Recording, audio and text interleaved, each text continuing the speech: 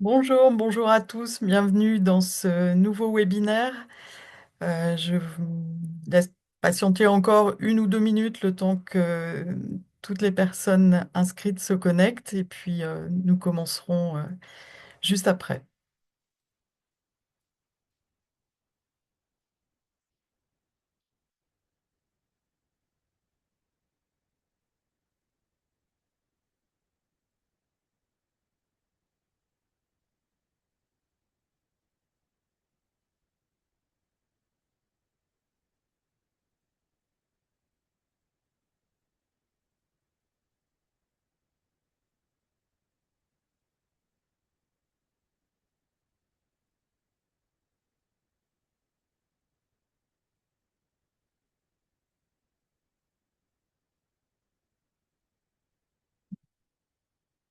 Voilà, écoutez, je vous propose de commencer. Donc, à nouveau, bonjour à toutes et bonjour à tous. Bienvenue dans ce nouveau webinaire proposé par l'URPS Pharmacien en partenariat avec les Hospices civils de Lyon. Aujourd'hui, le sujet est consacré au cancer bronchique et nous allons vous présenter l'étude Impulsion et ce qui est attendu des pharmaciens. Tout d'abord, je vous ferai une brève présentation de cette étude Impulsion. Nous avons la chef de projet Audrey Serre qui est présente et qui pourra intervenir. Ensuite, nous laisserons la parole au professeur Courreau, donc pour nous parler de la sensibilisation au cancer du poumon et l'intérêt du dépistage. Le professeur Courreau est chef de service en pneumologie à l'hôpital Lyon-Sud.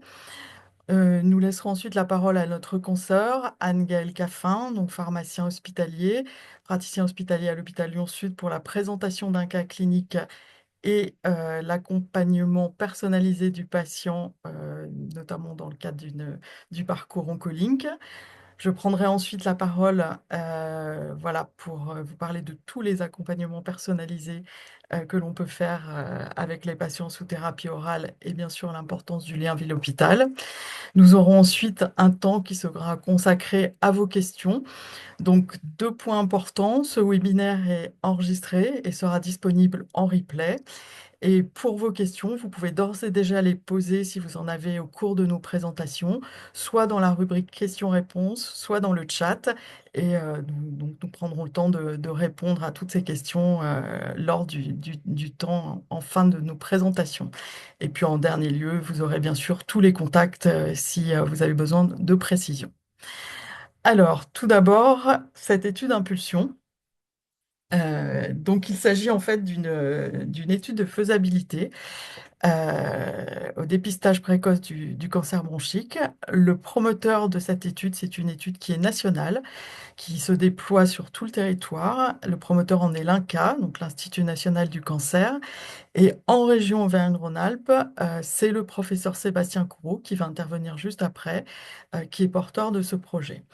Le début, eh bien, écoutez, le premier jour de l'étude, c'est aujourd'hui, donc le 11 mai 2026. Elle est prévue pour une durée de 5 ans et demi. Et au sein de notre région, donc ça c'est la diapo suivante, alors il y en a une avant, donc effectivement l'objectif c'est le dépistage précoce du cancer bronchique, surtout sa faisabilité.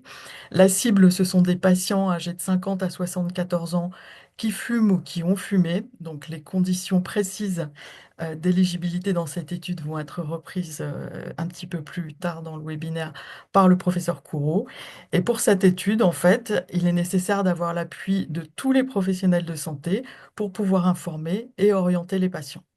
Donc, au sein de notre région, ça c'est la diapo suivante, nous allons avoir 66 centres dépisteurs et 13 centres radiologiques. Donc, ça, ce sont les chiffres aujourd'hui qui sont présents sur tout le territoire. Et ce qui est attendu des pharmaciens, eh bien, c'est d'apposer une affiche que nous recevrons par nos grossistes courant juin et qui permettra, donc vous aurez le modèle un petit peu plus loin, là aussi, le professeur Courreau va vous la présenter, et qui sera, si vous le souhaitez, bien sûr, à apposer dans votre espace de vente, de manière à informer et orienter, si nécessaire, les patients qui le demanderont. Voilà, je laisse la parole à Audrey si tu veux rajouter quelques précisions. Audrey est chef de projet sur Impulsion. Tout à fait. Donc moi je suis Audrey Serre, je suis chef de projet impulsion au niveau de la région Aura et puis aussi au niveau national. Sébastien Courreau vous en parlera. Et on a un site web et une centrale d'appel nationale qui fonctionne très très bien depuis ce matin. Et donc voilà. Donc n'hésitez pas à me joindre. Ce sera nous qui viendrons vous déposer. Enfin, on ira voir les grossistes en effet pour leur déposer les affiches quand elles seront disponibles. Et vous pourrez tout à fait m'en reprogrammer, m'en redemander si besoin. On avait prévu des affiches A3 pour les pharmacies. Il ne faudra pas hésiter à faire de nouvelles commandes. Et voilà, je veux juste faire une petite rectificative. Florence, c'était le promoteur, c'est pas l'Inca, en fait, c'est le financeur. Le promoteur, c'est la PHP, mais c'est pas très important. Bon, Ça très bien. varie voilà, pas de Merci souci. Audrey Merci pour à vous. cette précision. Je laisse la parole maintenant au professeur Courreau pour la suite de cette présentation. Merci beaucoup. Bonjour à tous et à toutes. Merci infiniment à l'URPS de pharmacie d'avoir organisé ce webinaire. Merci au docteur Durupt et au docteur Caffin de m'avoir verrouillé pour pouvoir le présenter. Je suis très très content d'être là. Je pense que comme l'a dit le docteur Durupt en introduction, je pense que vraiment les pharmaciens, les pharmaciennes et non, on dit pas les manipulateurs, pardon, les préparateurs, excusez-moi, et vos préparateurs, vous avez un vrai rôle, à mon avis, à jouer dans le dépistage de manière générale et dans le projet Impulsion de manière également spécifique. Donc vraiment, je suis très très content d'être là et très content de pouvoir en discuter avec vous. Donc moi, je suis Sébastien Courreau, je suis effectivement chef du service de pneumologie à l'hôpital Lyon-Sud et je suis l'investigateur coordonnateur national du projet Impulsion avec le professeur Revel qui est ma collègue radiologue qui s'occupe de la partie radiologique, pardonnez-moi. Et je suis également le président du comité national contre les maladies respiratoires. Alors, c'est pas moi qui passe les diapos, si je dis pas d'ânerie. Non, voilà, c'est ça. Ça, c'est mes liens d'intérêt. Voilà, il y en a beaucoup, c'est normal. Et avec Anne-Gaëlle, on s'était posé la question finalement d'essayer de faire ça de manière un peu imagée pour avoir un cas clinique, pour pouvoir voilà, illustrer un petit peu ce propos de cas clinique, ce propos à partir d'un cas clinique. Donc il n'y a pas d'interaction, hein, c'est plus pour que vous puissiez, on va dire, vous poser les bonnes questions. Et donc, on commence avec Madame Y qui a 57 ans. Et Madame Y, elle vient vous voir. Alors, on imagine que vous êtes au comptoir, hein. Elle vient vous voir parce qu'elle est inquiète pour sa santé en tant qu'ancienne fumeuse. Et elle se pose notamment la question de savoir s'il existe un dépistage organisé du cancer du poumon. Et la question, c'est qu'est-ce qu'on lui répond? Alors, oui, il y a un dépistage organisé. Non, il n'y a pas de dépistage organisé, mais il y a une étude pilote dans notre région. Non, il n'y a pas de dépistage organisé, mais il existe une étude pilote, mais elle n'est pas dans notre région. Et non, aucun dispositif de dépistage du cancer du poumon en France ou le dépistage du cancer du poumon n'est absolument pas recommandé. La bonne réponse, c'est évidemment la B. Alors, le docteur Durup l'avait un peu spoilé, donc normalement, si vous avez écouté son introduction, il n'y a pas de raison que vous n'ayez pas. Donc, il n'y a pas encore de... Voilà, ce qu'il faut avoir en tête, c'est que l'étude d'impulsion dont je vais vous parler dans une minute, euh, est une étude pilote de faisabilité nationale ayant pour but de bien nous calibrer en vue d'un futur dépistage organisé qui est annoncé pour 2030. Donc c'est vraiment une étude qui est préfigurative du dépistage organisé. En d'autres termes, on n'est pas là pour démontrer que c'est efficace, puisqu'en fait, on sait déjà que c'est efficace et on a déjà des essais cliniques qui démontrent que c'est efficace. Et donc voilà, l'idée de l'étude, elle est plutôt sur la notion de faisabilité, d'organisation en France. La suivante. Alors, l'étude, voilà, je voulais rappeler ici, hein, c'est le design de l'étude globale, il est ici. On va prendre le temps de bien expliciter cette diapositive-là, parce que c'est, on va dire, un peu, entre guillemets, la plus importante quand on parle de l'étude impulsion.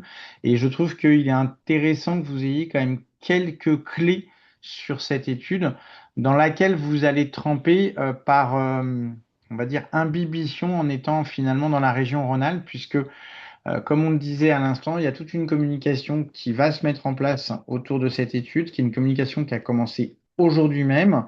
En l'occurrence, vous allez avoir des patients qui vont venir vous voir au comptoir et qui vont vous en parler. C'est assez mécanique. Donc, c'est intéressant que vous l'ayez un petit peu en tête. Ce qu'il faut avoir en tête, c'est que elle est lancée aujourd'hui dans 5 régions pilotes qui sont Auvergne-Rhône-Alpes, Hauts-de-France, Île-de-France, PACA et Pays de Loire, hein, mais qu'à terme, en fait, elle va être diffusée sur l'ensemble du territoire, y compris les Outre-mer. À terme, l'objectif, c'est de recruter 20 000 personnes. On parlera des critères d'éligibilité un tout petit peu plus tard. L'idée, c'est après l'inclusion de proposer un dépistage du cancer du poumon. Le dépistage du cancer du poumon repose sur deux choses, et ça c'est très important. Le scanner, on va en parler, mais également le sevrage tabagique. Chez les personnes qui fument encore, l'accompagnement au sevrage tabagique fait partie totalement du dépistage et est intégré dans le parcours de dépistage. Donc ça, c'est vraiment un point qui est très important, avec des particularités dans notre région. C'est qu'on a la chance d'avoir une plateforme de télétabacologie qui va nous permettre de renvoyer les patients fumeurs vers des tabacologues qui vont pouvoir les suivre de manière un peu plus importante qu'on ne pourrait le faire spontanément en ville avec des ressources limitées. Vous allez ensuite avoir un premier scanner qui aura lieu, puis ce qui est très important de comprendre, c'est que de manière générale dans les dépistages des cancers et en particulier dans le dépistage du cancer du poumon, le dépistage une fois pour toutes est une mauvaise idée. Il ne faut pas le faire. En d'autres termes, le dépistage du cancer du poumon s'entend sur la durée. La durée dans le dépistage du cancer du poumon, c'est 2 fois espacé d'un an, puis tous les 2 ans. En d'autres termes, ce fameux scanner, il doit être fait 2 fois espacé d'un an, puis tous les 2 ans. Pourquoi j'insiste là-dessus? Parce que vous, pharmacie au comptoir, vous pourrez très probablement avoir un impact véritablement sur l'efficacité du dépistage en ayant cette discussion-là d'emblée avec les patients. On a très peur, nous, d'une chose, c'est que les gens aillent faire un dépistage, fassent un premier scanner. Ce scanner est négatif, fort heureusement, hein. L'immense majorité des gens vont avoir des scanners négatifs, c'est le but du jeu, ça reste du dépistage. Et donc, du coup, se croient faussement rassurés et se disent, bon, bah, du coup, j'ai plus besoin de retourner faire mon dépistage. Et ça, on sait vraiment que c'est pas du tout ce qu'il faut faire, puisque l'on sait vraiment que le taux de positif, le taux de découverte de cancer, il est quasiment constant au cours du temps. Et donc, c'est vraiment, le risque persiste. Et donc, évidemment, puisque le risque persiste, le fait de pouvoir faire un cancer persiste également au cours du temps. Donc, comme pour la mammographie, comme pour le dépistage du cancer du côlon, il ne faut pas le faire une fois pour toutes, mais vraiment de manière chronologique et de manière répétée. Et là, vous pouvez avoir un impact vraiment très fort en incitant vos patients que vous voyez au comptoir, en leur disant, tiens, je sais que vous aviez été faire un dépistage du cancer du poumon. Est-ce que vous avez pensé à y retourner? Est-ce que vous avez compris qu'il fallait y retourner, etc., etc. Pour la petite histoire, et je vous le dis rapidement, mais voilà, pour la petite histoire, sachez que on branche finalement à cette interprétation du scanner un outil d'intelligence artificielle qui va nous permettre à terme de réfléchir à la possibilité d'avoir une simple lecture du dépistage du cancer du poumon. Vous savez que la plupart du temps, dans le dépistage des cancers, il faut une double lecture. Bien là, l'idée, c'est de remplacer la double lecture par une double lecture en imagerie, en intelligence artificielle, pardonnez-moi, et donc du coup de s'affranchir des contraintes logistiques et organisationnelles que sont la double lecture. Bien entendu, en cas de positivité, les patients sont pris en charge en oncologie thoracique, pardonnez-moi. Et puis, pour la petite histoire, il y a également des études ancillaires qui sont programmées, notamment dès le départ, une étude autour de la spirométrie, où l'idée est de faire une courbe débit-volume chez ces participants pour dépister assez logiquement la BPCO, puisqu'on va s'adresser, vous allez le voir, à des gens qui ont un tabagisme relativement important. La suivante. Alors, on est toujours avec Madame Y, hein, qui a toujours 57 ans, hein. A priori, elle n'a pas attendu si longtemps que ça au comptoir, donc elle a toujours 57 ans, c'est une petite blague. Elle vous pose des questions qui concernent les bénéfices et les risques de l'approche. Qu'est-ce que vous lui répondez? Il n'y a aucun bénéfice. Le scanner thoracique, c'est un examen qui est fortement irradiant. Le dépistage délivre un permis de fumer. Le dépistage a démontré une réduction de la mortalité globale. Le dépistage a démontré une réduction de la mortalité par cancer du poumon. Évidemment, si je vous en parle, c'est qu'il y a des bénéfices. Je ne dis pas qu'il n'y a pas de risque, mais il y a plutôt des bénéfices. En tout cas, la balance bénéfice-risque est évidemment en faveur des bénéfices. Donc, c'est un examen qui est irradiant, mais on va y revenir, c'est pas fortement irradiant. La notion de permis de fumer, c'est quelque chose qu'on nous dit souvent. Je n'ai pas insisté derrière, donc je vais en discuter juste après. C'est des gens qui disent, bah voilà, finalement, si c'est négatif et qu'ils fument, ça les encourage à continuer de fumer. Voilà. Et ça, c'est vrai que c'est une question qu'on se pose. Évidemment, quand on est pneumologue, on n'a pas du tout envie d'encourager les gens à fumer. Donc, c'est évidemment une question qu'on prend très au sérieux.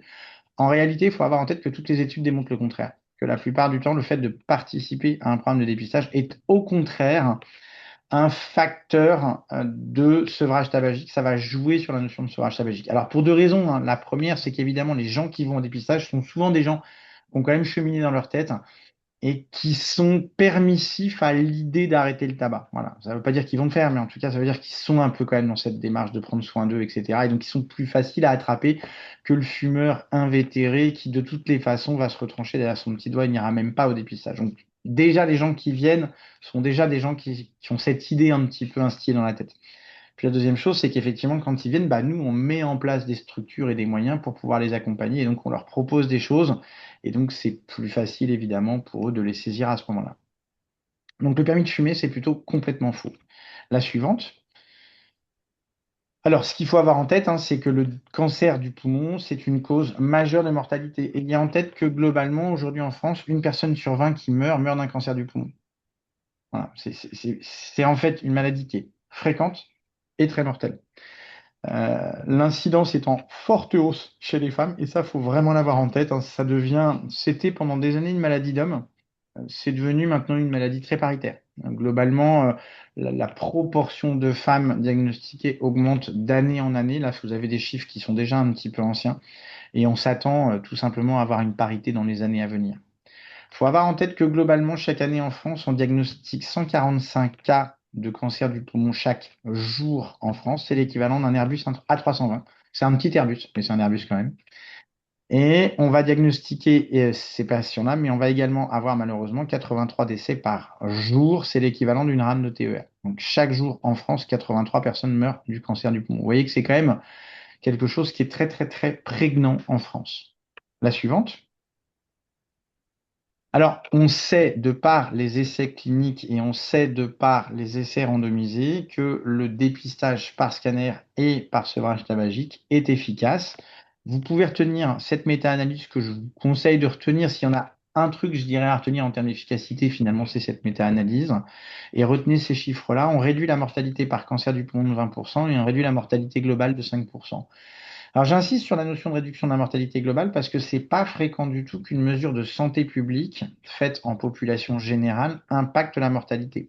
Vous savez que là, on n'est pas chez des gens malades, on est chez des gens qui sont à risque, on est chez des gens qui n'ont rien, qui vont bien, qui vont comme vous et moi, ils sont simplement à risque. Et qu'une mesure de santé publique impacte la mortalité globale, il n'y en a pas énormément il y en a en fait pas du tout même dans le dépistage des cancers pour des milliers de raisons. Ça n'a pas été démontré dans le cancer du sein, dans le cancer du côlon, dans le cancer du col de l'utérus. Ça ne veut pas dire qu'il ne faut pas le faire. Ça veut juste dire que le niveau de preuve est inférieur. Et en l'occurrence, c'est tellement fréquent et tellement grave dans le cancer du poumon que ça a même un impact sur la mortalité globale. En d'autres termes, on augmente l'espérance de vie de la population dépistée, ce qui n'est pas anodin en santé publique.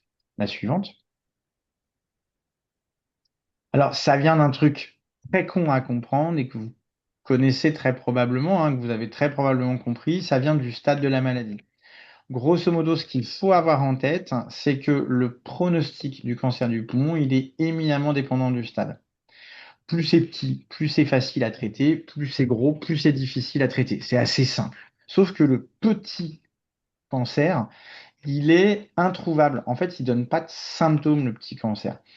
Vous pouvez avoir un cancer, même relativement volumineux, qui va se développer dans votre poumon sans ressentir le moindre symptôme. C'est le principe en fait de l'organe vital, c'est qu'il y a une redondance quand il y a un organe vital, et donc que vous avez énormément de réserves au sein de votre organe vital, et donc en réalité, vous avez plein de réserves devant vous avant de ressentir les moindres symptômes du cancer.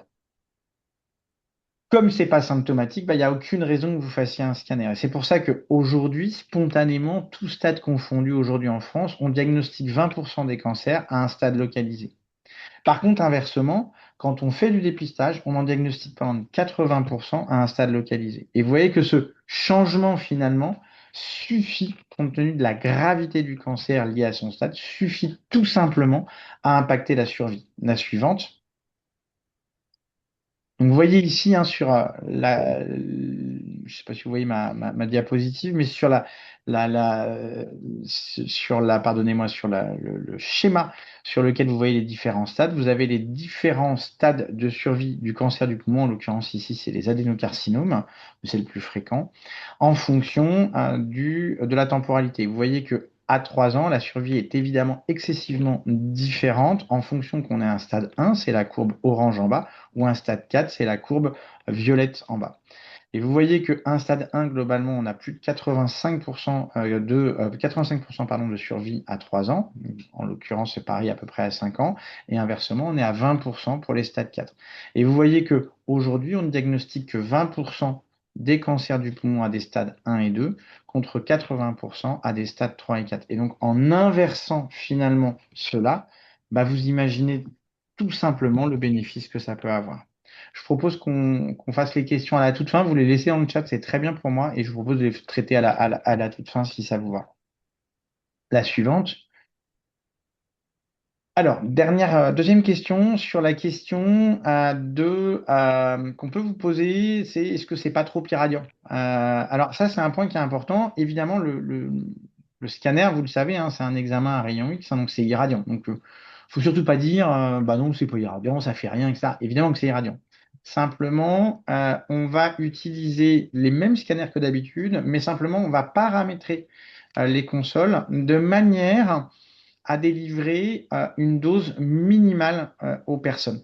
Et en délivrant cette dose minimale, en fait, c'est un compromis entre la qualité des images que l'on va faire et la dose que l'on va délivrer. C'est ce qu'on appelle, nous, des low doses.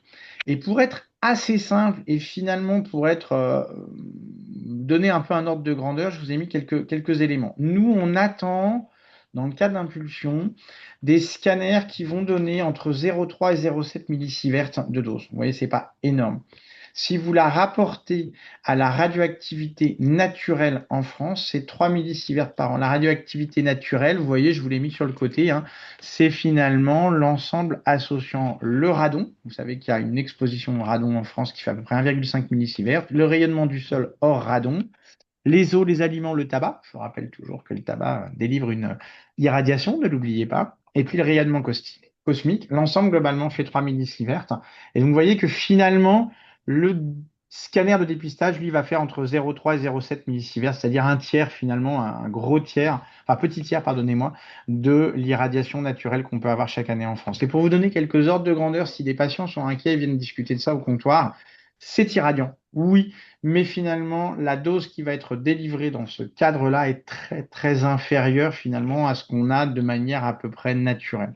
Le dernier point, et c'est important, c'est qu'on va le donner cette irradiation, on la ferait à des enfants de 5 ans ou à des enfants de 2 ans, évidemment, on se poserait des questions, mais là, on va le faire à des gens qui sont à très haut risque déjà et qui en plus sont relativement âgés. Or, on sait, et c'est légitime, que la radiosensibilité des tissus, elle diminue fortement avec l'âge. Pour avoir un cancer radio-induit, globalement, il faut être jeune. Et c'est vrai que les cancers radio-induits sont particulièrement problématiques lorsqu'on se pose la question de faire des imageries itératives à des jeunes enfants. Et ça a été largement démontré sur des populations plutôt pédiatriques. Exemple typique, les pauvres enfants qui ont un cancer et qui vont être surveillés de manière régulière sont malheureusement à très haut risque de faire eux-mêmes un cancer radio-induit parce que ils ont subi du rayonnement ionisant par l'imagerie, mais également par les traitements, alors même qu'ils étaient jeunes et pendant un temps long, en fait. Donc, c'est plutôt ça. Donc, évidemment, quand on s'adresse à une personne fumeuse de plus de 50 ans, l'enjeu n'est pas exactement le même, même s'il ne faut pas complètement nier cela. La suivante. Alors, on retourne avec Madame Y et elle se pose la question de savoir si finalement elle est éligible il va falloir que vous déterminiez si elle est éligible. Et donc, les questions qu'il faut lui poser, les questions qu'on vous demande de savoir ce qu'il faut lui poser, c'est à quel âge avez-vous commencé à fumer? Est-ce que vous fumez encore? Combien de cigarettes? Est-ce que vous avez été exposé à l'amiante ou est-ce que vous avez un antécédent familial de cancer du poumon? Alors, les bonnes réponses, c'est A, B et C. En l'occurrence, on va se concentrer sur deux choses, l'âge et l'intensité du tabagisme. Les autres facteurs de risque de cancer du poumon sont des facteurs de risque intéressants et importants, notamment l'exposition à l'amiante, mais également l'antécédent familial de cancer du poumon. C'est des choses qui sont très intéressantes, mais qui ne vont pas actuellement rentrer dans l'évaluation de l'éligibilité de la personne. La suivante. Donc en fait, s'il y a une chose à retenir, c'est cette diapositive, et s'il y a une chose à retenir de cette diapositive, c'est les trois carrés verts. Vous pouvez oublier tout le reste, finalement, si vous avez retenu les trois carrés verts, j'ai réussi, moi, aujourd'hui, mon topo. Tout le reste, vous avez le droit de le mettre dans un petit coin de votre tête, etc. Qui est éligible? Ils sont éligibles les personnes qui ont entre 50 et 74 ans. Alors méfiez-vous parce que c'est véritablement 74 ans. En d'autres termes, si vous avez 75 ans et un jour, on ne pourra pas vous mettre dans l'étude. Le système ne l'acceptera pas. Ça paraît tout con. Et ça, vous pouvez avoir un rôle. Vous avez un petit monsieur qui vient vous voir, il a 74 ans et 6 mois, bah, faut peut-être lui dire, bah, monsieur, il ne faut pas trop traîner, il faut prendre rendez-vous rapidement parce que sinon, bah, effectivement, vous ne serez plus éligible. Donc, ça peut être important. Inversement, vous avez quelqu'un qui a 49 ans, c'est pas la peine qu'il se stresse, il ne pourra pas rentrer avant 50 ans, c'est pas possible techniquement. Donc, ça, retenez bien déjà 50 à 74 ans. Et ensuite, c'est des gens qui ont fumé substantiellement au cours de leur vie. Alors, ça veut dire quoi fumer substantiellement? Ça veut dire que soit ils fument encore, soit ils sont sevrés depuis moins de 15 ans. Alors ça, c'est hyper important. Si quelqu'un a arrêté il y a plus de 15 ans, c'est pareil, c'est pas la peine de l'envoyer. On ne pourra pas le rentrer dans le système. Alors ça peut être un peu vexant, on peut se dire oui, mais il a quand même beaucoup fumé, puis il est quand même très âgé, puis machin, etc. Oui, mais il faut bien des critères. Ces critères, en fait, ce sont ceux qui sont issus des essais randomisés contrôlés. Ils ne sont pas inventés complètement par hasard. C'est dans cette population-là qui a été démontré le bénéfice du cancer du poumon. Et pour le coup, on sait qu'au-delà de 15 ans, le risque de cancer du poumon, il diminue de manière assez importante. Et pour le coup, on sait que là, on risquerait d'être finalement peu bénéfique de faire du dépistage chez ces personnes-là qui sont sevrées depuis plus de 15 ans. Voilà, ça c'est un point qu'il faut retenir. Dernier point, c'est le fait de fumer plus de 20 paquets années. Alors 20 paquets années, peut-être que ça vous dit quelque chose, hein. Les paquets années, c'est une unité que l'on utilise en tabacologie. Un paquet année, c'est un paquet de 20 cigarettes manufacturées fumées par jour pendant un an. Donc ça correspond, en fait, c'est une unité, c'est un an où la personne va fumer l'équivalent de un paquet de 20 cigarettes manufacturées. Alors, en fait, vous allez tout simplement multiplier la consommation de cigarettes par jour au cours de la vie en moyenne par la durée d'utilisation. Après, il y a une petite formule un peu chiante à retenir, je suis désolé, c'est un peu relou. Un paquet de cigarettes, c'est 20 cigarettes. Donc quelqu'un, par exemple, qui fume 10 cigarettes par jour en moyenne au cours de sa vie pendant 30 ans, il va avoir 10, c'est un demi-paquet, puisqu'un paquet c'est 20. Donc 0,5 fois 30 égale 15, 15 paquets années. Il est en dessous, vous voyez par exemple, en termes de paquets années.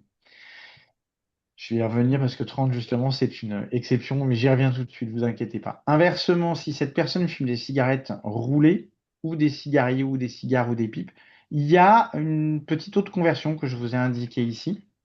Notamment, le plus facile à retenir, c'est les cigarettes roulées. C'est x2. Donc, les 10 cigarettes roulées pendant 15 ans, pendant 30 ans, pardon, ça fait 10 x 2, 20.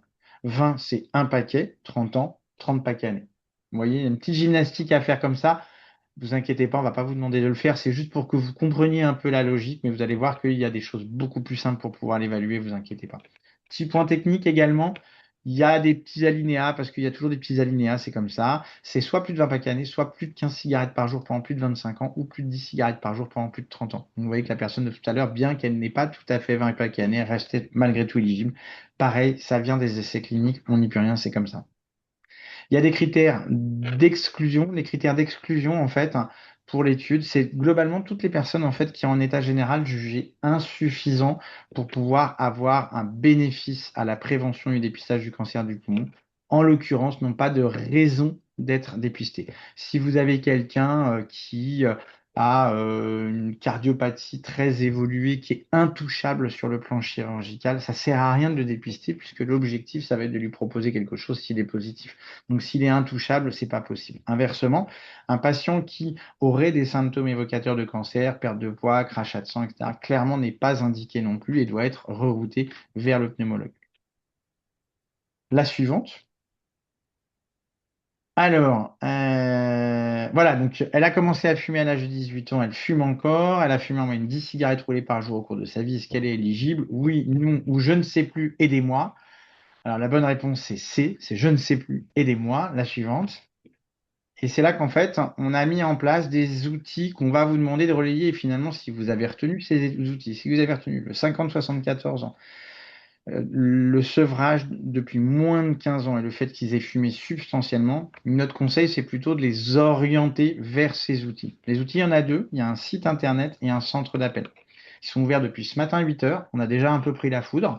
En l'occurrence, le centre d'appel, vous pouvez le retenir, c'est le 3433. C'est un centre d'appel qui est valable sur toute la France.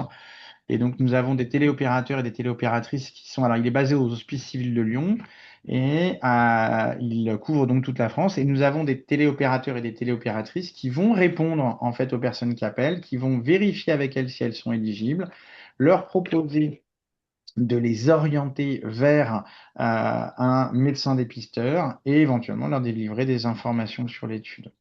Et nous avons la même chose sur un site internet www.dépistage-cancer-poumon.fr où globalement vous allez pouvoir faire exactement la même chose sans la chance d'avoir la douce voix de notre téléopérateur ou de notre téléopératrice qui va pouvoir vous répondre, mais au moins vous pouvez le faire de manière quand vous voulez. Le centre d'appel, il est ouvert tous les jours ouvrés de 8h à 18h. Il n'est évidemment pas ouvert le dimanche, il n'est pas ouvert la nuit, c'est normal. Mais voilà. La suivante. Alors, ne vous inquiétez pas, comme l'a dit Audrey, dans la région Auvergne-Rhône-Alpes, nous allons vous diffuser, nous avons pris le parti en lien avec l'URPS Pharmacie, en lien avec l'ARS, on a pris le parti de compter sur les pharmaciens et les pharmaciennes pour diffuser au maximum l'information à la population et on a pris le parti de commander 10 000 affiches auprès de l'INCa pour pouvoir les diffuser dans toutes les pharmacies via les grossistes pour que vous puissiez les afficher dans vos officines.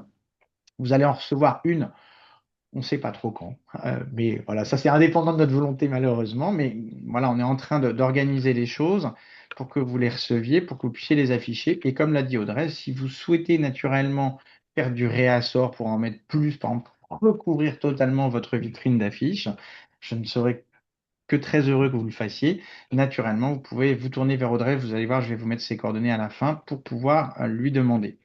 Et vous voyez que ces affiches, on rappelle effectivement le fameux 3433 et le dépistage-cancer-poumon.fr. Donc n'hésitez pas, voilà, vous avez ces affiches qui seront à votre disposition bientôt. La suivante. Alors, on a toujours Madame Y, et donc finalement, elle est éligible, elle envisage de se faire dépister. Donc, vers qui est-ce qu'on peut l'envoyer? N'importe quel médecin peut inclure, il faut l'adresser à un médecin investigateur. Seuls les médecins généralistes sont investigateurs. Un médecin du travail ne peut pas être investigateur et le pneumobile peut proposer une inclusion dans l'étude. Alors, en pratique, effectivement, comme ça reste une étude de recherche clinique, alors ça c'est un peu pénible, mais c'est comme ça, c'est une étude de recherche, effectivement, tout le monde ne peut pas inclure. Il faut être médecin investigateur dans l'étude, c'est une obligation réglementaire peut rien faire autrement. En l'occurrence, pour être médecin investigateur dans l'étude, c'est pas la spécialité qui compte, c'est le fait d'avoir fait la démarche et de s'être inscrit. Donc en fait, on a, pour être très simple, beaucoup de médecins généralistes et beaucoup de médecins spécialistes. Dans les médecins spécialistes, c'est beaucoup des pneumologues et des centres de pneumologie, mais on retrouve beaucoup de médecins du travail aussi. On a des infectiologues, enfin, on a parfois voilà, des internistes, etc. C'est parfois plutôt des on va dire, des opportunités qui se sont créées sur des filières, etc. Donc c'est assez large et assez éclectique. En l'occurrence, c'est pas la spécialité qui pose problème, c'est vraiment le fait d'avoir fait la démarche d'eux. Et puis vous savez que, je vais prendre la suivante s'il vous plaît. Hop, voilà. Donc en fait, en pratique, les participants, ils sont sollicités, comme je vous l'ai dit, donc par la communication et notamment les affiches dans les pharmacies. Ils auront un petit peu d'informations qui leur sera délivrée également par courrier dans certains cas. Et puis par ce qu'on appelle le réseau ambassadeur. Le réseau ambassadeur, c'est un peu vous. C'est ce que je suis justement en train de faire. C'est de former plein de gens à connaître finalement le dispositif et à pouvoir en parler. Et c'est pour ça que, voilà, si votre préparateur demain il est au comptoir et que Madame Michu elle vient vous acheter de la varénicline, ça peut être l'occasion de lui dire tiens Madame Michu, vous avez plus de 50 ans, vous achetez de la varénicline, donc a priori vous fumez, ou alors il y a un gros problème. Et donc effectivement, on peut vous proposer, est-ce que vous avez pensé au dépistage, est-ce que vous savez qu'il y a un dépistage dans notre région, et dans ces cas-là d'orienter vers le 34-33, d'orienter vers le site internet. Vous avez cette possibilité-là, et très clairement, je vous y encourage assez fortement. De la même manière que vous connaissez vos patients, vous savez ceux qui fument pas, vous le savez bien. Et donc, ça peut être intéressant de leur proposer ça. Et c'est justement le motif finalement de ce webinaire. On a donc tout ceci nous oriente via les outils nationaux de préinclusion, donc via le 3433 et le site internet, vers les investigateurs qui vont ensuite procéder à la chose.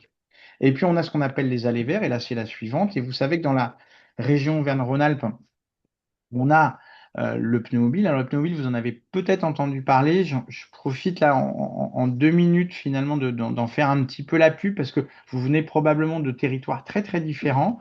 C'est le premier dispositif public territorial d'Europe, comme ça. C'est un hôpital de jour en fait dans lequel on va avoir tout le parcours de dépistage du cancer du poumon à bord d'un gros camion semi-remorque. Donc, on a en fait des box de consultation et de soins et un scanner low dose en fait qui va permettre finalement de prendre en charge intégralement tous les participants qui le souhaitent directement au pied de chez eux, si j'ose dire. Alors, c'est un peu plus compliqué que ça, hein. Il n'y a pas une tournée avec le klaxon où on s'arrête devant chez les gens. Mais en fait, les territoires nous font venir, on vient et effectivement, lorsque, en amont du fait de venir, on forme les participants et notamment on forme le territoire à sélectionner les patients. Et quand on vient, en fait, eh ben, on va pouvoir scanner, si j'ose dire, un tour de bras les personnes qui sont éligibles. Donc, la suivante, pardon. Ça marche plutôt bien puisque en un peu moins d'un an, en beaucoup moins d'un an, pardon, en 6 mois, on a mis 1000 patients, hein. Donc ça a commencé en juin dernier. Vous voyez là l'équipe avec le millième patient. C'est intéressant parce qu'on se rend compte qu'on touche des gens qui sont un peu plus précaires que ce que l'on pensait. Donc, on touche des gens qui sont plutôt précarisés, soit précarisés sur le plan géographique, soit précarisés sur le plan social ou médical. Et puis, c'est plutôt des gens, en fait, ce qui est assez intéressant, plutôt des gens qui sont à l'écart des parcours de soins de prévention, puisque la moitié d'entre eux n'ont jamais participé aux autres dépistages. Donc, c'est assez intéressant de voir qu'on attrape des gens qui ne sont pas exactement les mêmes. Et donc, on pense que c'est assez efficace. La suivante. On revient toujours à Madame Y, et puis rassurez-vous, on arrive sur la fin de mon topo. Madame Y, elle se pose la question des différents résultats du scanner, et on va lui demander qu'est-ce qu'on peut lui expliquer. Alors, ça, c'est la dernière, la suivante. Dernier message un peu que je peux vous délivrer. Il faut que vous ayez en tête que le dépistage, il va globalement donner 4 résultats.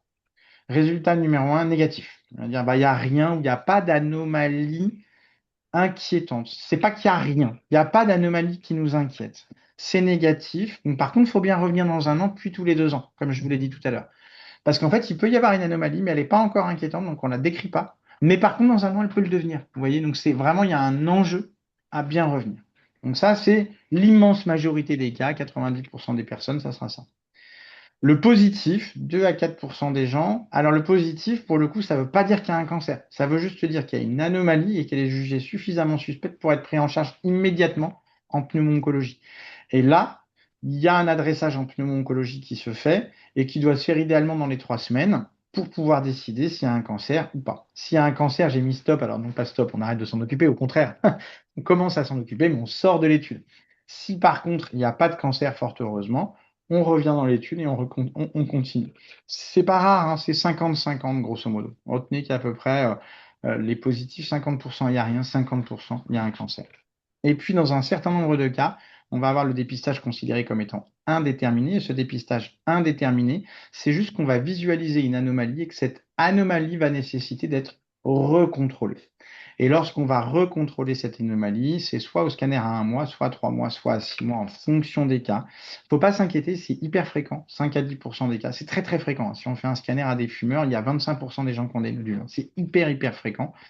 Mais voilà, il faut s'assurer que cette anomalie, ça soit rien. Et donc, on est obligé de recontrôler les choses. Et après ce recontrôle, on les recatégorise soit en négatif, soit en positif. Dernière possibilité, c'est d'avoir diagnostiqué quelque chose d'autres. Le scanner du thorax, il comprend plein plein de choses. Par exemple, on a trouvé des calcifications coronaires très chargées. Par exemple, on a trouvé un emphysème très prononcé. Dans certains cas, on peut être amené à l'orienter, dans le cadre du soin courant, vers les personnes en charge de la pathologie en question. La suivante.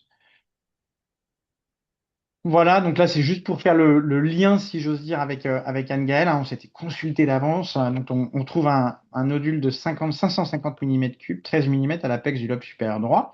Donc, elle est prise en charge par notre service. Qu'est-ce qu'on va réaliser? Donc là, on va lui faire un PET scanner, on va lui faire une imagerie cérébrale et on va évidemment lui faire une biopsie de la masse. Et la question de la biopsie, elle est importante parce qu'en fait, c'est souvent le point critique parce qu'en fait, aller biopsier le poumon, c'est pas toujours très simple. Et donc, en fait, tout l'enjeu finalement de l'expertise en pneumo-onco, en tout cas au début, c'est par quel abord, de quelle manière on peut avoir le plus rapidement possible et le plus correctement possible suffisamment de matériel pour pouvoir faire un diagnostic de bonne qualité.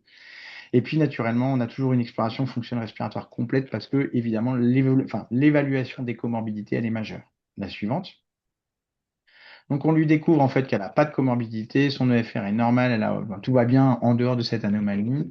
Et la biopsie a trouvé un adénocarcinome bronchique avec une mutation de l'EGFR. Et donc la question c'est quel est le traitement du cancer?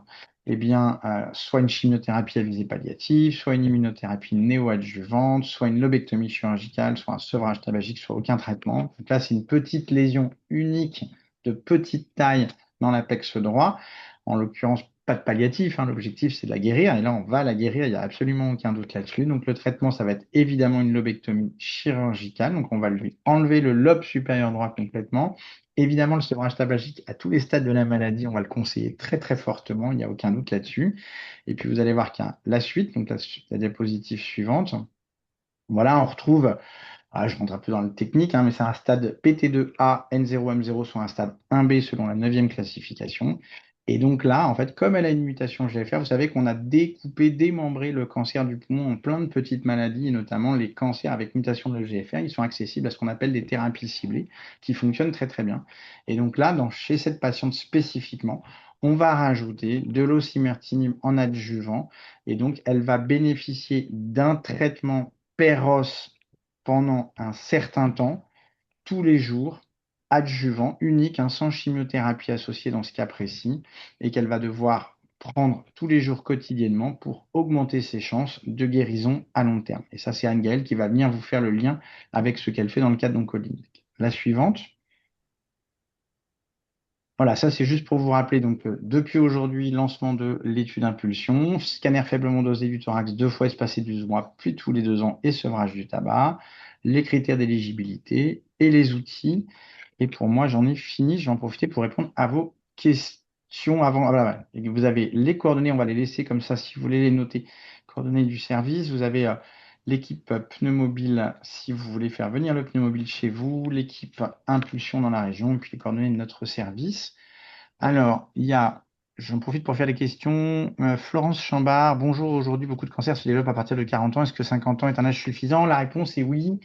En pratique, hein, 95% des cancers du poumon se développent après 50 ans. Pour l'instant, c'est une marge qui est peu remise en question. Voilà. Globalement, elle est peu remise en question. Autant la marge du dessus, inversement, elle l'est un peu plus, parce que pour le coup, il y a pas mal de cancers qui se développent après 75 ans. Mais la marge des 50 ans, elle est peu remise en question, ce d'autant que ceux qui se développent avant sont souvent pas tout à fait le même profil de risque et le même profil de facteur de risque. Pour un patient de 74 ans qui rentre dans l'étude, est-il bien suivi au-delà de ses 75 ans? Oui, vous avez été très attentif. En effet, je ne l'ai pas signalé, mais quelqu'un qui rentrerait à 74 ans, 11 mois et 30 jours, en fait, le principe, c'est qu'il a un scanner, un premier, un deuxième à 1 an, puis un à 2 ans du précédent, soit 3 scanners en tout, et ensuite il sort de l'étude.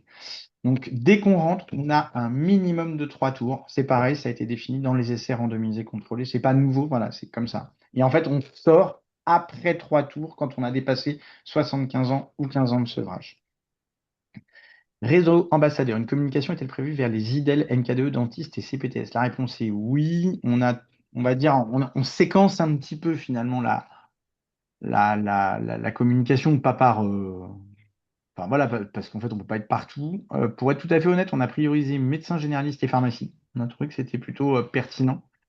Mais effectivement, derrière, on enchaînera bien sûr sur les médecins spécialistes, particulièrement pneumologues, médecins du travail. Les dentistes, on trouve que c'est ultra pertinent et effectivement, les CPTS bien entendu, et les IDE et les kinés bien entendu aussi. Alors, ça va se faire un peu en séquence, mais oui, oui, c'est complètement l'idée. Quel délai pour accéder au parcours? Ça va dépendre un peu des endroits. Globalement, en fait, on est en train de déployer les centres un peu partout dans la région. Grosso modo, tout n'est pas opérationnel aujourd'hui, mais on va dire dans le mois qui vient, tous les centres de la région seront opérationnels pour être assez simple. Les délais pour y accéder, alors c'est pas des délais d'urgence, hein, donc, mais par exemple, on s'arrangera pour que ce soit relativement court, on va dire dans le mois, quoi, globalement. Mais il n'y a pas d'urgence, hein, encore une fois. Le tabagisme passif n'est-il pas aussi un facteur très prédisposant? Si, si, complètement. Vous avez complètement raison, hein, de la même, la pollution professionnelle, le tabagisme passif, la pollution atmosphérique, etc. sont évidemment des facteurs de risque aussi très importants. Pareil, ils sont pas rentrés dans les essais cliniques, donc ils sont pas pris en compte. Peut-être qu'effectivement, on aura à moyen terme, comment dire, à moyen terme, en fait, on aura probablement des scores de risque qui nous permettront de mieux calibrer l'éligibilité des participants. Est-ce qu'on a une carte de France pour le pneumobile? Alors, ce serait une carte de la région Auvergne-Rhône-Alpes, puisque le pneumobile, par définition, ne reste que dans la région Auvergne-Rhône-Alpes, puisque c'est un dispositif de notre région. Donc voilà, on est les seuls à l'avoir, Cocorico, les autres, ils en ont pas. Et comme c'est subventionné en partie par la région, ça se fait dans notre région. Et donc, si vous allez sur pneumologie-lyonsud.fr et que vous avez voilà, le lien qui est là, eh bien, vous allez avoir l'agenda du pneumobile et vous pourrez vérifier s'il passe dans votre territoire. Alors, en règle générale, quand vous passez dans le territoire, c'est organisé avec les CPTS, donc la plupart du temps, vous êtes au courant, les pharmacies. Inversement, c'est plutôt si vous envisagez, vous, de le faire venir avec, par exemple, vous êtes coordonnateur de CPTS et vous dites, tiens, je le ferais bien venir, eh ben, n'hésitez pas à contacter l'équipe pour organiser ça. Je crois que j'ai épuisé les questions. Ouais. Merci beaucoup. Merci pour votre présentation. Vraiment. Anne-Gaëlle, c'est à toi. Merci, merci docteur Durupt, merci à l'URPS et merci à Sébastien. Donc j'essaie de reprendre un petit peu la suite du cas clinique du professeur Courreau, essayer de vous faire quelque chose d'un peu pratico-pratique des éléments auxquels vous pouvez être confronté en pharmacie d'officine. Donc notre petite Madame Y, ben, finalement, on lui prescrit un traitement par osimertinib avec une ordonnance qui est assez classique. Osimertinib 80 mg un comprimé par jour, du loperamide et une crème émolliente pour le visage et le corps. Donc, les effets indésirables les plus fréquents, bah, c'est les diarrhées, les rash acnéiformes, une sécheresse. Il peut également y avoir des paronychies ainsi que de la fatigue. Euh, Quelques conseils que vous pourriez donner aux patients, donc les conseils hygiéno-diététiques pour les diarrhées ainsi que la prise des traitements prescrits pour ces diarrhées, l'hydratation à l'aide des crèmes et la protection solaire. Et également éduquer le patient sur, enfin la patiente en l'occurrence, sur les effets indésirables, ainsi qu'éviter l'automédication sans validation de votre part. Diapo suivante. Juste, Anne-Gaëlle, peut-être préciser que le nom commercial, Ah oui, c'est le Tagrisso. voilà, merci. Je ne savais pas si je pouvais mettre des noms commerciaux, donc j'ai mis que la Je pense DCI. que ça va beaucoup aider, voilà, à la compréhension de la suite. Donc, l'osimertinib, donc c'est une prise par jour pendant ou en dehors des repas, donc il n'y a pas d'impact de l'alimentation, contrairement à d'autres traitements pour lesquels les schémas de prise peuvent être un petit peu plus complexes. Si l'oubli, alors étant donné qu'il y a une demi-vie longue, l'oubli, si ça date de moins de 12 heures, la prise peut être prise dès que possible. Par contre, si l'oubli est supérieur à 12 heures, ne pas reprendre la prise et ne pas doubler la prochaine dose. Si vomissement, que les comprimés soient vus ou pas vus par le patient, ne pas reprendre la prise et ne pas doubler la prochaine dose. Diapo suivante. Alors, la patiente vous dit qu'elle est incluse dans l'article 51 Oncolink et en parallèle, vous avez été contacté par le pharmacien hospitalier. Alors, vous avez peut-être été confronté ou pas à ce dispositif, mais qu'est-ce qu'un article 51 et qu'est-ce qu'Oncolink? Diapo suivante. Alors, l'article 51, en fait, cette appellation, c'est en lien avec l'article 51 de la loi de financement de la sécurité sociale pour 2018. Et l'objectif était d'expérimenter des organisations innovantes faisant appel à des modes de financement et d'organisation inédits. L'objectif, donc, c'est de tester des nouveaux modèles de financement, d'évaluer ces modèles de financement et ces dispositifs selon trois critères, la reproductibilité, l'efficacité et la faisabilité. De transformer des nouveaux leviers de transformation des parcours de santé et également d'accompagner des démarches collectives au bénéfice des projets, avec deux critères d'éligibilité pour ces projets.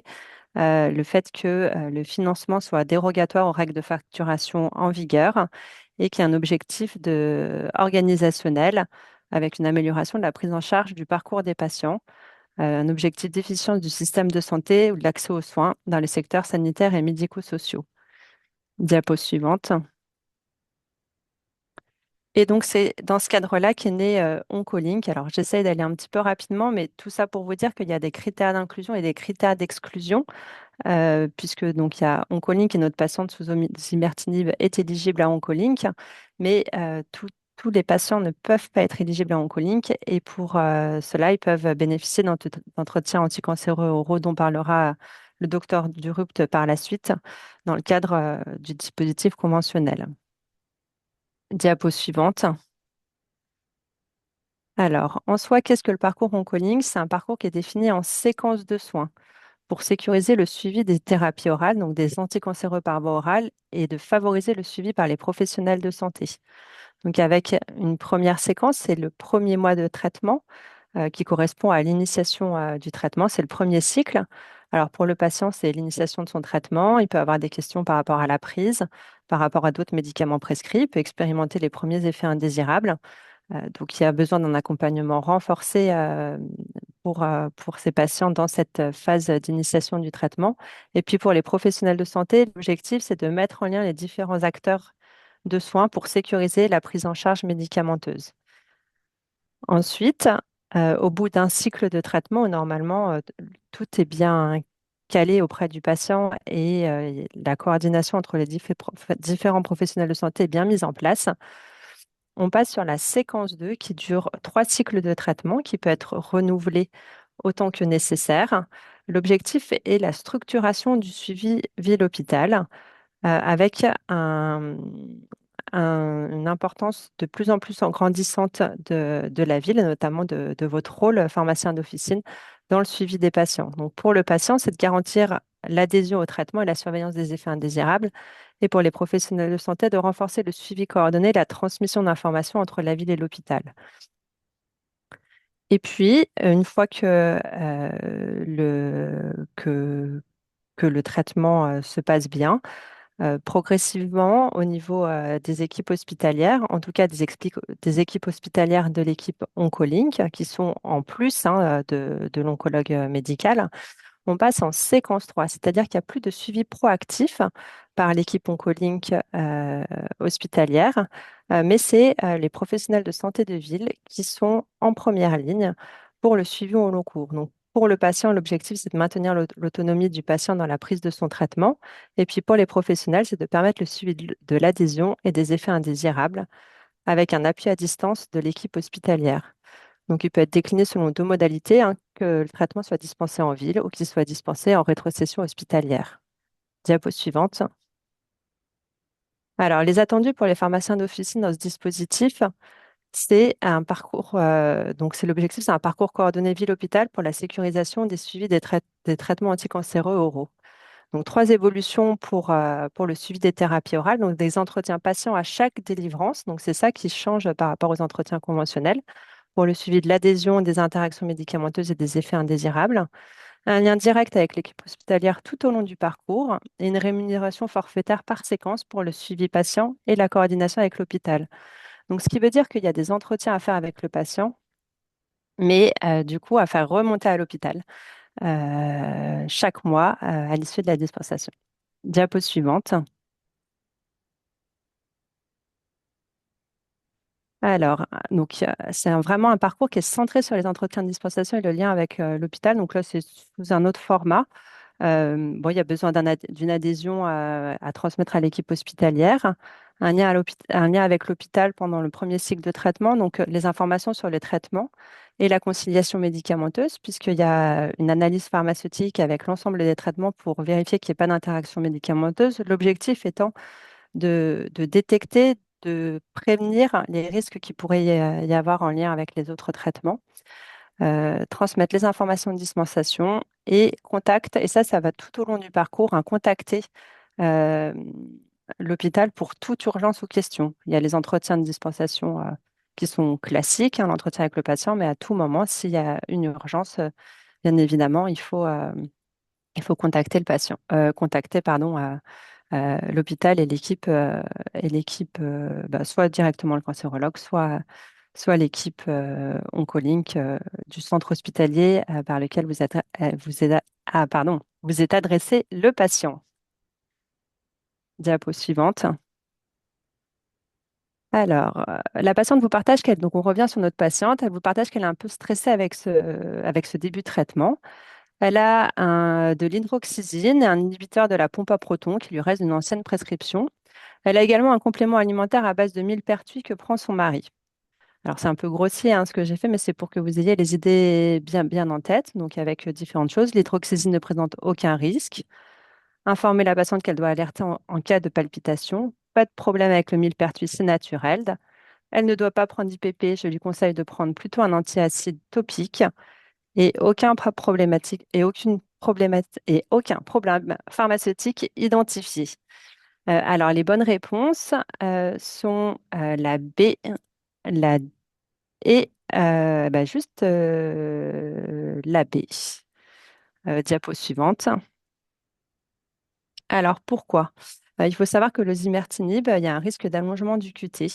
Ce qui est également le cas avec l'hydroxyzine. Donc, il y a un risque d'allongement du QT avec addition d'effets avec l'osimertinib. Donc, c'est un effet indésirable qui est bien connu, hein. Il y a une surveillance ECG qui est mise en place à l'hôpital et régulièrement. Mais par contre, il faut quand même que la patiente soit informée qu'elle doit alerter en cas de palpitation. En ce qui concerne le millepertuis, alors là, il y a un malencontreux mauvais copier-coller. Donc, le millepertuis, il faut enfin, vous le savez, hein, c'est un inducteur enzymatique et donc le risque est une risque de diminution de l'efficacité de l'osimertinib. Et ça vaut pour tous les inducteurs puissants des cytochromes P453 à 4 avec l'osimertinib. Et puis, pour les inhibiteurs de la pompe à protons, alors avec l'osimertinib, il n'y a pas d'interaction cliniquement significative, contrairement à d'autres ITK. Voilà, il y en a beaucoup qui interagissent avec les IPP, mais ce n'est pas le cas de celui-ci. C'est un petit piège que je vous avais mis. Diapo suivante. Alors, globalement, avec cette diapo, c'est vous, pharmacien d'officine, votre rôle, il est central, puisque enfin, vous êtes souvent le professionnel de santé de premier recours que le patient le voit le plus souvent, qui connaît le mieux. Donc, ça permet aussi de limiter la perte de repères pour ces patients traités par anticancéreux par voie orale. Votre rôle, c'est de rendre le patient autonome et acteur de son traitement, de favoriser le suivi, le bon usage et l'observance des anticancéreux par voie orale, d'assurer une prise en charge coordonnée du patient, d'informer le patient et d'obtenir l'adhésion à son traitement, de l'aider dans la gestion de ses traitements et d'identifier de façon précoce les effets indésirables avant qu'ils ne s'aggravent. Je vous ai mis à droite les différents documents qui ont été validés au niveau national, le bulletin d'adhésion et les trames d'entretien qui vous sont envoyés pour chaque patient qui est inclus dans le dispositif. Diapo suivante. Quelque temps après, la patiente revient vers vous car elle a des diarrhées importantes malgré le loperamide. Elle est plus essoufflée que d'habitude et vous remarquez qu'elle a une éruption cutanée rouge. Diapo suivante. Alors, c'était juste pour vous rappeler, donc c'est rare, mais c'est des choses que vous devez savoir.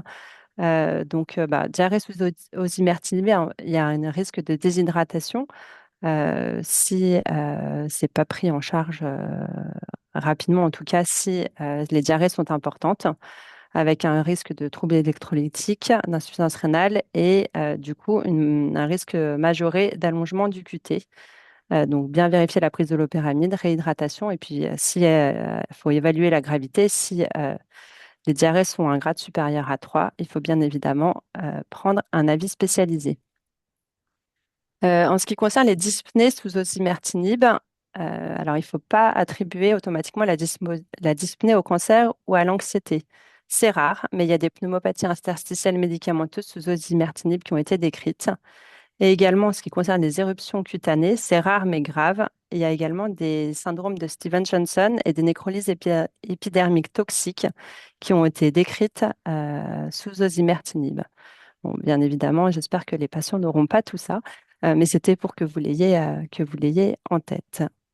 Diapo suivante.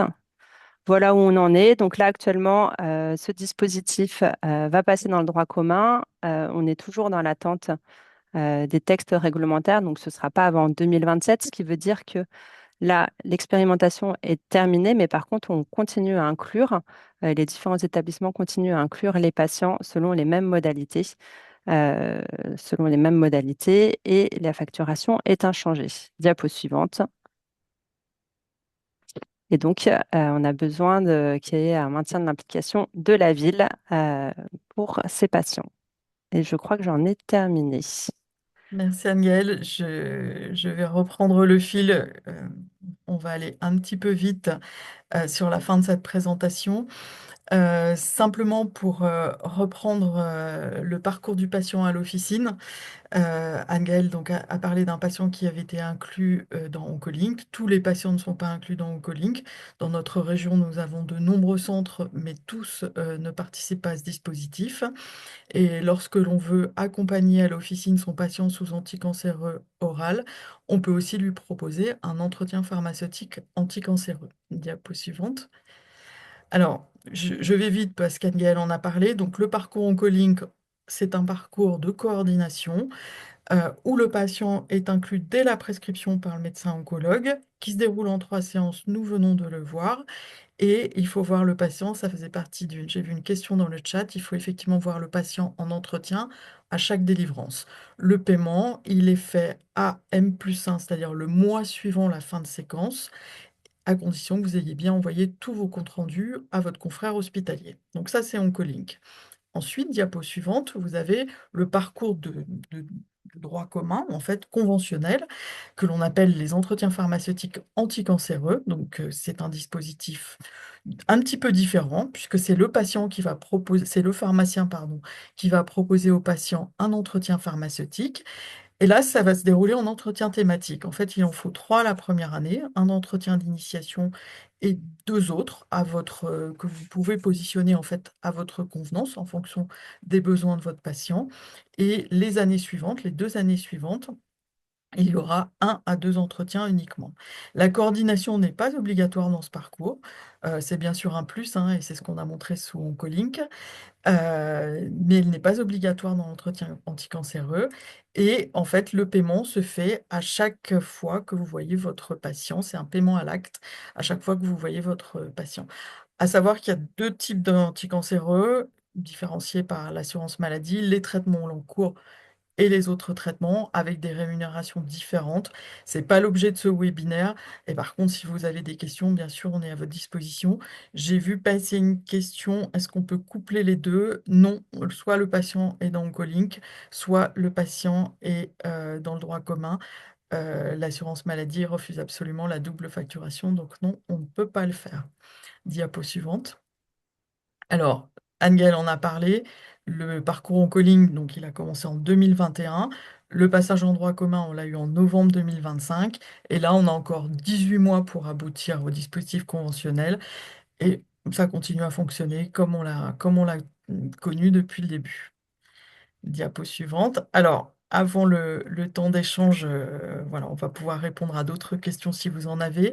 Je voulais simplement reprendre le fil de ce webinaire qui était le positionnement du pharmacien en fait, hein, dans le parcours patient.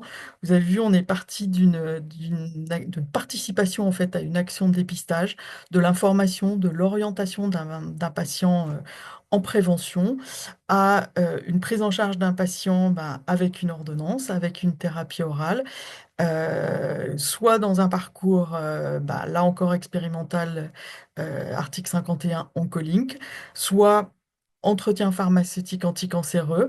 Et à chaque fois, vous voyez, le pharmacien est sollicité et voilà, il doit être en mesure de répondre à son patient pour l'orienter, que ce soit en prévention, que ce soit en dispensation, que ce soit en gestion d'effets indésirables. Voilà, on a vu tous les cas de figure dans ce webinaire et c'était aussi l'idée du déroulé, c'était voilà, de parler du rôle du pharmacien en fait, dans tout ce panel en fait, de facettes qui est notre métier au service des patients. Est-ce que vous avez d'autres questions? Alors, peut-on coupler? Donc ça, j'ai répondu. Notre collègue reprend le travail. Merci. Je crois que nous n'avons pas d'autres questions. Le compte-rendu, on avait répondu. Voilà, écoutez, nous allons conclure ce webinaire. Un grand merci à tous les participants. Voilà, j'espère que ce webinaire vous aura intéressé. Un grand merci évidemment à nos intervenants pour la qualité de vos présentations. C'était vraiment très intéressant. Et puis un grand merci aussi à l'équipe logistique de l'URPS, Charlotte et Emma. Charlotte pour tout le côté support logistique, Emma pour la communication. On reste à votre disposition si vous avez des questions. N'hésitez pas, vous avez nos contacts, nos coordonnées. Et bien sûr, on vous répondra sur si ça manque de précision ou si vous avez des questions qui viennent ensuite. On est à votre disposition. Un grand merci à toutes et tous. Au revoir. Merci beaucoup. Merci beaucoup, merci pour l'invitation. Bon courage. Merci beaucoup.